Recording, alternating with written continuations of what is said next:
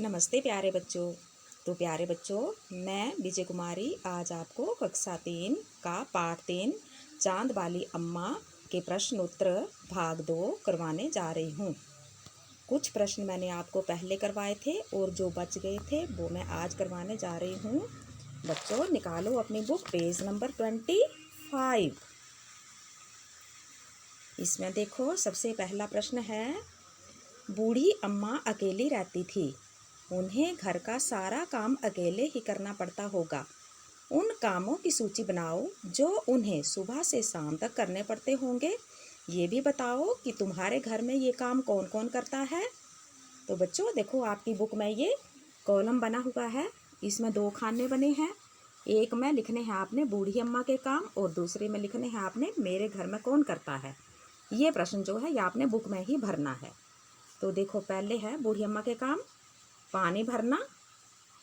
ये तो बूढ़ी अम्मा का काम है, पानी भरना। और मेरे घर में कौन करता है दूसरी तरफ, माता पिता या घर के अन्य बड़े सदस्य।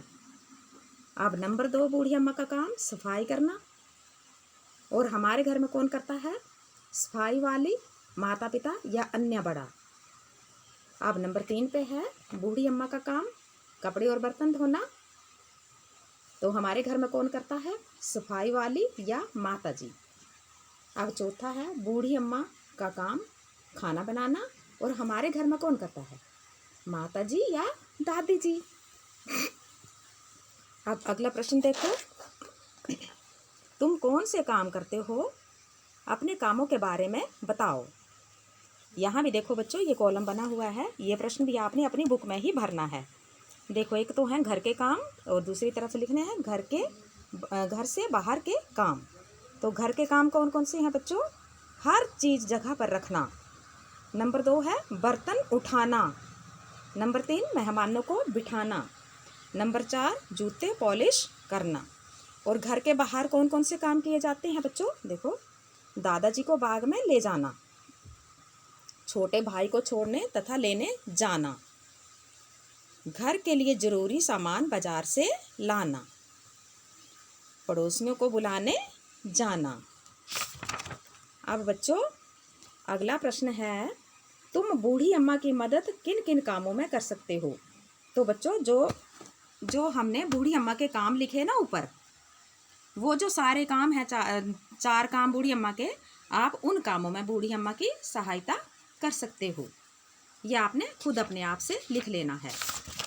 और अगला प्रश्न है,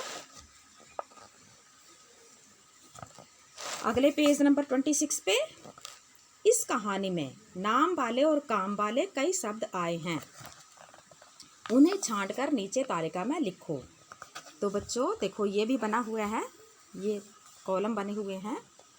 इनमें देखो, एक तरफ है नाम वाले शब्द और दूसरी तरफ है काम वाले शब्द। तो बच्चों देखो, नाम वाले शब्द कौन कौन है। तो एक तो है आसमान, अम्मा, चांद, झाड़ू। और काम वाले हैं, देखो, झाड़ू लगाना, पानी भरना, उठाना और खाना बनाना। तो बच्चों ये देखो, ये जो नाम वाले शब्द हैं ना, इन्हें कहते हैं हम संज्ञा। और जो ये काम वाले शब्द हैं ये हैं क्रिया।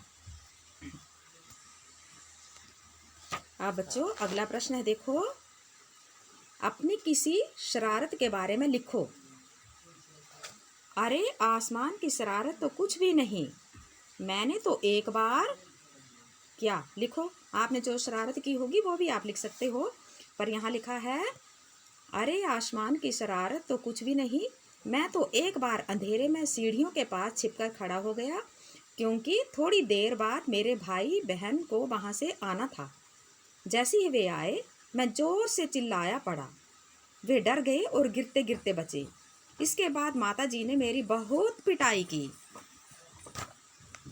अब बच्चों दूसरे पेज पे देखो, ये है, तुम्हें चांद में क्या क्या दिखाई देता है, बनाओ। बनाना है आपने, ये आपने अपनी कॉपी पर बनाना है। देखो ऐसे बनाना है आपने, आसमान कलर करना है एक पेज पे, ड्राइंग वाले पेज पे असाइनमेंट बना लेनी है ये आपने। फिर इसमें देखो, ये चांद बनाना है, चांद पर जो आपको दिखाई दे रहा है वो बनाना है, बादल बनाने हैं, ये सितारे बनाने हैं, ये आपने असाइनमेंट भी हो जाएगी आपकी और ये प्रश्न भी हो जाएगा। Thanks for watching.